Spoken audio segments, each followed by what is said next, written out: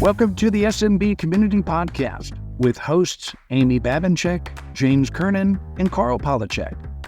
Produced by Kernan Consulting and for the international MSP community.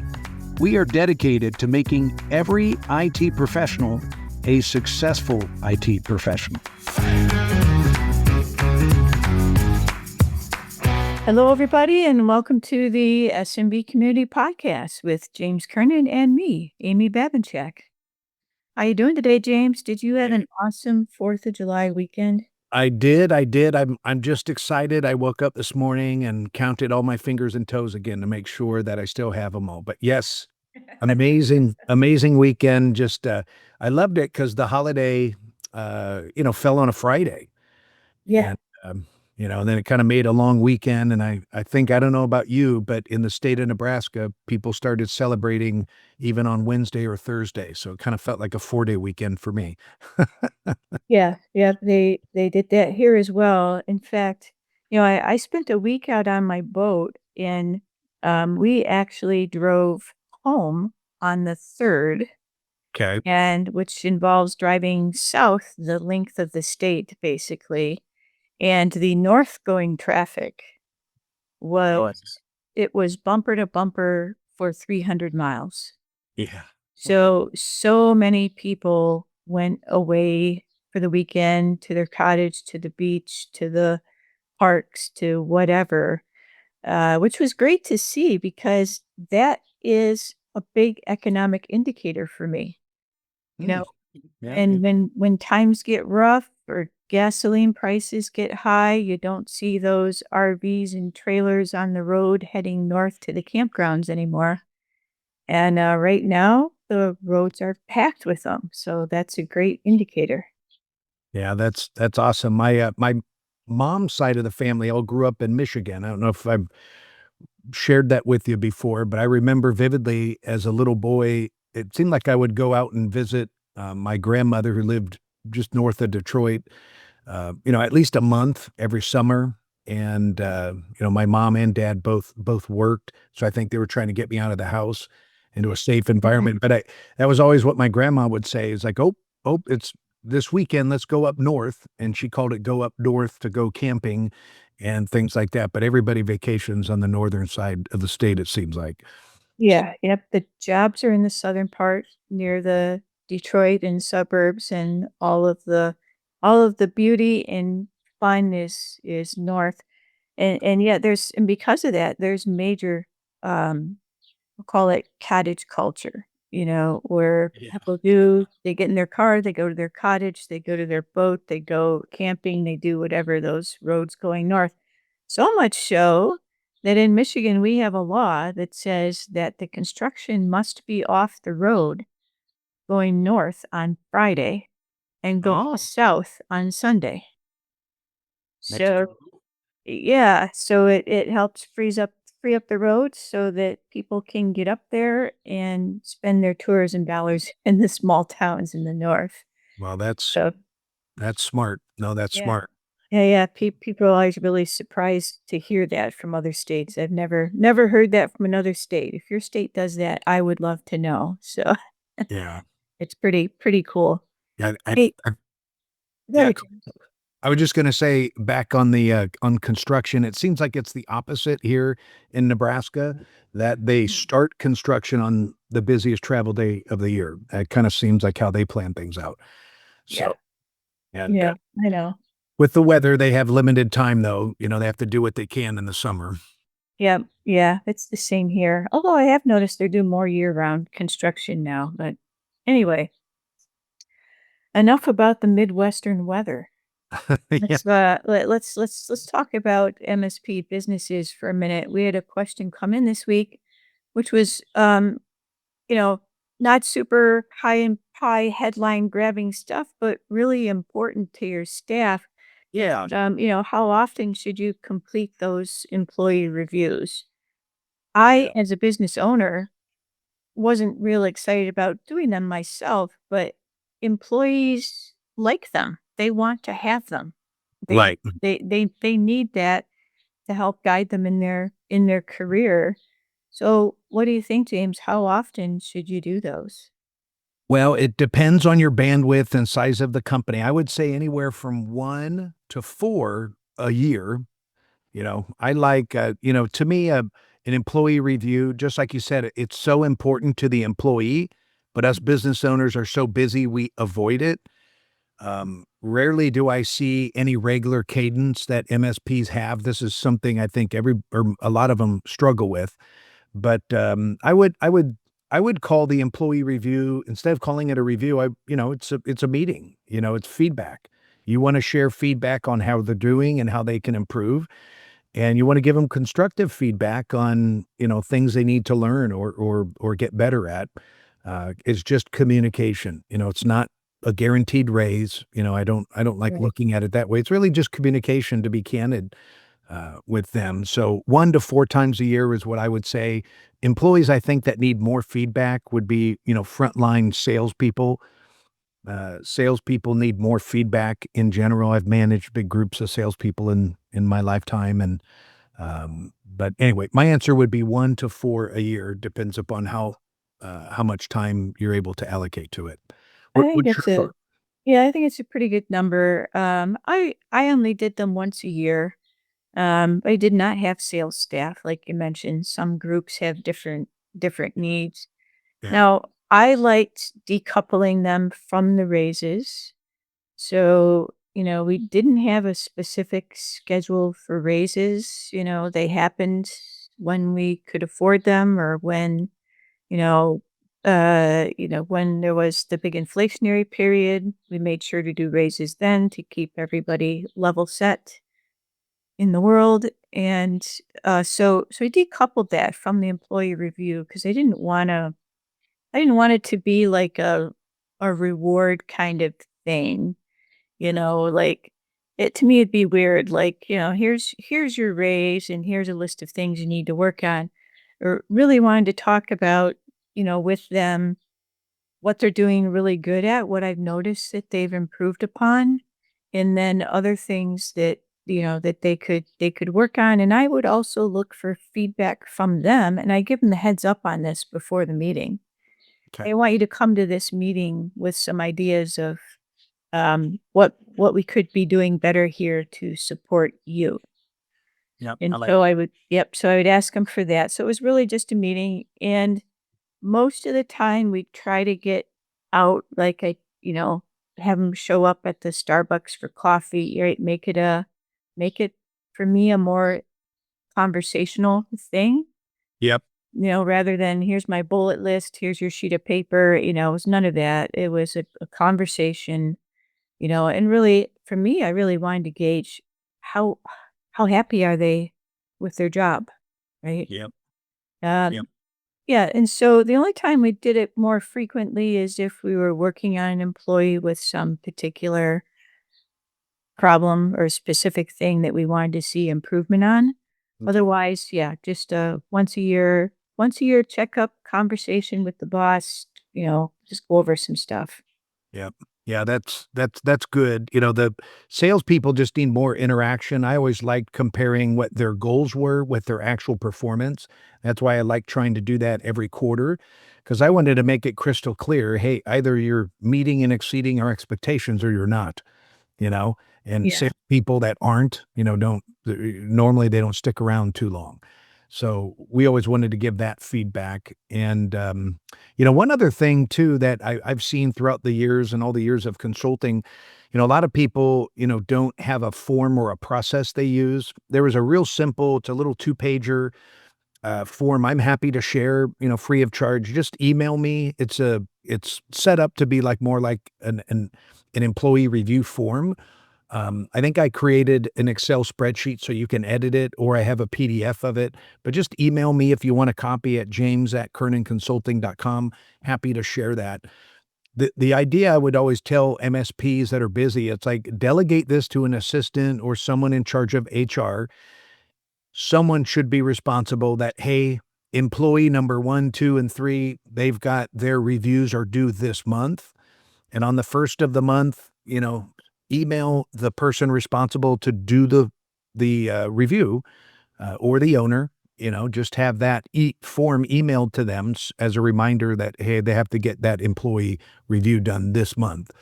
Doesn't have to be done on an exact day, but that gives us a big window to get that accomplished. So Yeah. Yeah, you know what you said about salespeople, I think is true. Um, and for tech people, as far as hitting their metrics that you're expecting from them, right? yeah, Revenues brought in, tickets closed, customer meetings held, whatever it is that they're responsible for. To me, those are things that I want to be giving them feedback on, and they should know where they stand compared to their fellow employees all the time. yeah, Right. So we always published that information monthly, yeah. That's a good right? idea. And we just put it in teams, so they always knew where they stood as far as how they were measuring up to everybody else. And to me, the employee review was something different, right? It was more of a conversation. I wouldn't want to, because you don't want to wait a whole year to tell somebody that you're Right. unhappy with the number of help, it takes them too long to close those help desk tickets, or, they're not, everybody else got out and met with, X number of clients this year and you did half that number, right? You're just telling them they're failing. Why did you wait a whole year on that? You're losing money if you do that. Exactly, exactly. It's just a conversation, and that's what leaders need to do. And it kind of funny. You just reminded me. I've always told people of leadership as I've talked about this topic. If you ever have to let an employee go and they're surprised at their performance, if they don't, they're shocked. That means you're doing something wrong. The leader, you need to be communicating just like Amy said. Don't wait a year, don't wait a quarter, for their one-on-one. You need to give them that feedback right away if they're not doing something right. So, um, Right. that's really important. All right. So let's talk about a few items in the news today. Boy, I had a great weekend. I just got back from my boat, like I said, and I did some work in the yard, and you had a great weekend with fireworks and not losing your fingers. It's always a bonus. That's a bonus. And hopefully you got out in your boat too. But the folks over at Ingram Micro had a lousy weekend on July 3rd or 4th is what they're telling us so far. They got hit by a ransomware attack, and the Yeah. company that hit them, or supposedly this company called SafePay, um, has super ironic name, isn't that? Yeah. Yeah. We're a hacker team. We're called SafePay. Um, they they got hit by them big time, and guess what the vector was that let them in? What's that? I VPN. Yep. Okay. Yep. Yeah, Yep. you had a 50-50. It was gonna be Yeah. VPN or They're RDP. Yeah, It was exactly. VPN, and, Those ironically, the word "safe" is in the name of Ingram Micro's VPN also. There is no safe VPN, there is no safe RDP. You need to rid your world of those things. Yeah. So, they got hit pretty bad, I guess. It's hard to say. They did shut down they shut down things to contain it, right? So, probably a good idea because it was a holiday weekend. It was gonna be a low flow business time for them anyway. So they've contained the situation. Uh, Safe Place playing hardball from what I read, that they say they have financial records and personal information of customers and all that stuff. So, I imagine there's gonna be some negotiations between them and Ingram Micro going on. So I think we might be talking about this next week because we may actually learn more about what actually the damage Yeah. that's happened here. Yeah, I read the article and it looked like it's, something they can't fix right away. So, it's gonna take a little bit of time. And another thing that, it just kinda spooks me that more and more of these big hacks are getting closer and closer to home.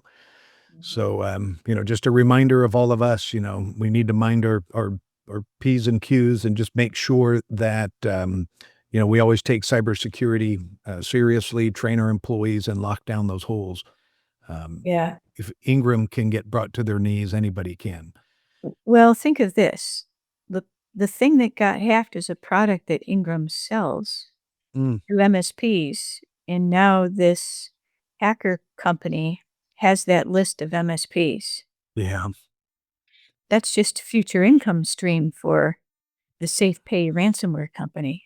yeah, yeah, So beware, take be smart to take action on that, I think, right away if you're an MSP and you're using that product. absolutely. Yeah. So, now we'll see how Ingram Micro handles this. Do they handle it as well as CrowdStrike has handled their disasters in the last year? They had a couple of big, big splashy disasters in the last 12 months. Yeah, Um, but they got in front of it. Their marketing team was amazing. Their yeah, communications and marketing was spot on. yeah. CrowdStrike just really amazes me of how they went to 800-pound gorilla to the doormat in the industry. You know, everybody was stepping on them, stomping on them, making fun of them, and all of a sudden, really through good PR, now they're back. I saw that article. I think you were talking about that Wall Street analyst really just calling them the gold standard of cybersecurity, and they're the golden child. And like, wow, you know, Mhm. they were just in the headlines about how bad they were. So, amazing Yeah. marketing, good for them, you know, good for them. I know there's a lot of CrowdStrike resellers that are hopefully jumping up and down, but, you know, hopefully that'll stay that way, and Ingram can only be so lucky if, they've got, some good PR like that. Yeah, They're hopefully their marketing and communications staff, are aware of those lessons from CrowdStrike, and they are then busy working over this last weekend getting their messaging right. So, right. um, the CEO of Ingram Micro says it's our worst nightmare. So, Yeah. yeah, he had a lousy 4th of July weekend. Yeah, poor So, look, we're gonna keep an eye on that one for sure. TikTok is back in the news. It's been, Yeah, it's being sold, not being sold, being sold, not being sold. It is being sold. The US is still on track to force that sale. And who knows who's going to end up owning the new TikTok? I saw in the news that TikTok has written a new US only app. So that implies that there actually are problems with the current app. yeah, They have to write a new one to comply with the US cybersecurity standards. yeah, yeah, Um, and they don't want the new owners to have their original code that was in there or see it. hmm, So they've written a new version of that app, which is going to be going out to everybody. And probably, they're saying probably, because we don't know for sure, but I think it's a high probability. Your old app's going to stop working. The Chinese owned app will stop working, and the right. US owned app you'll have to replace it Take with over, that. yeah, So you need to re-download TikTok if you're a TikTok user. Otherwise, hopefully the content will still be there and be the same. There'll just be less of a cybersecurity risk to the country when you're using it. yeah, good. Yeah. Good, good, good. Yeah, I saw that there was a consortium of investors like Oracle, Blackstone. You know, there's a big group. It sounds like they're the ones that are in the process of buying this, but we'll see how this all rolls out. But it looks like it's all going to happen this fall. Yeah, it looked like mostly a bunch of PE firms and Oracle. So I don't know if Oracle ends up being the company that runs it or what. It seems a little out of Oracle's Yeah, well, like yeah. weird thing for them. They're not it's so any I was thinking the same thing. they're not a consumer app company. They're not a social media company, and for them to to run TikTok would be kind of weird, I think. So I would just keep an eye on to see who actually ends up running it. be interesting to see that. Absolutely. So what's coming up, James? You had your event?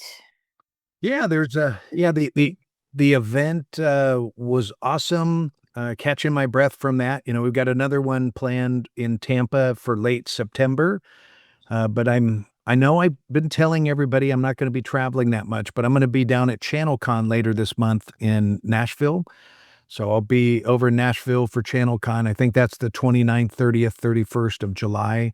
I'm looking forward to that. So hopefully I'll see some of our listeners out there. And then I'm looking at hitting up that exchange event in Denver, and that's, I think, the 3rd week of August.